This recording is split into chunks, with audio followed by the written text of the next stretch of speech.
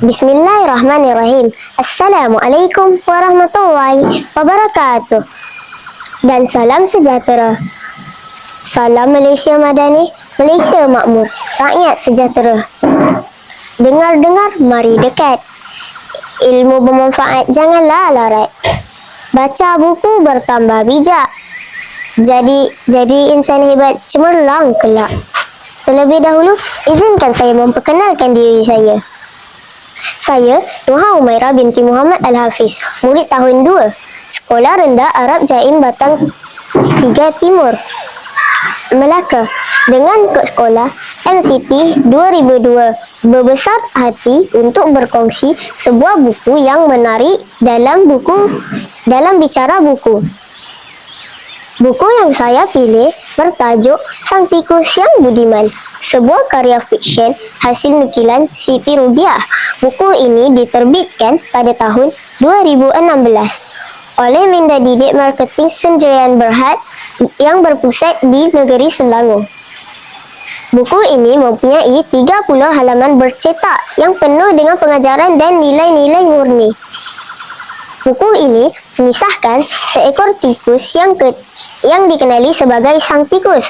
Walaupun kecil dan sering dipandang rendah, Sang Tikus memiliki hati yang besar dan budiman.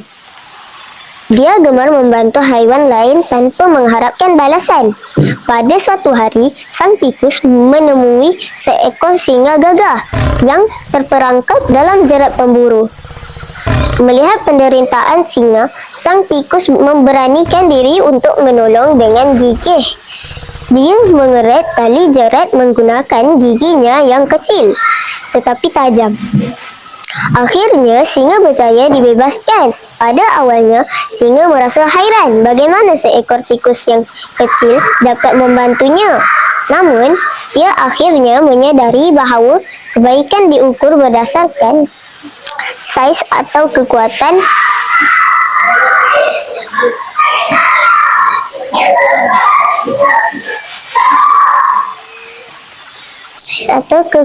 fizikal. Sebagai tanda terima kasih, singa berjanji untuk tidak memburu tikus lagi dan menganggap Sang Tikus sebagai sahabatnya. Kisah ini memberikan banyak pengajaran kepada kita.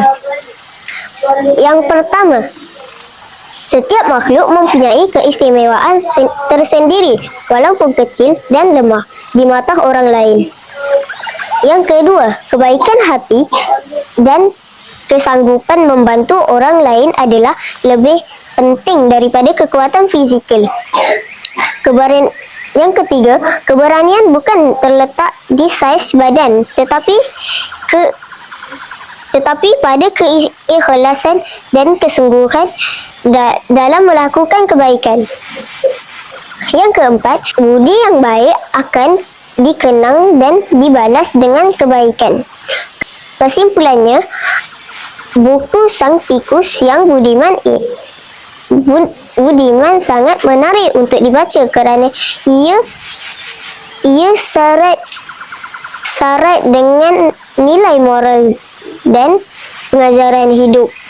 Buku ini sesuai untuk semua peringkat umur, terutamanya kanak-kanak, kerana ia mengajar kita tentang keberanian, keikhlasan dan persahabatan sejati. Sebagai penutup bicara, buku saya pada hari ini, izinkan saya menyampaikan sebuah pantun. Baca buku membuka minda, ilmu dicari sepanjang hayat.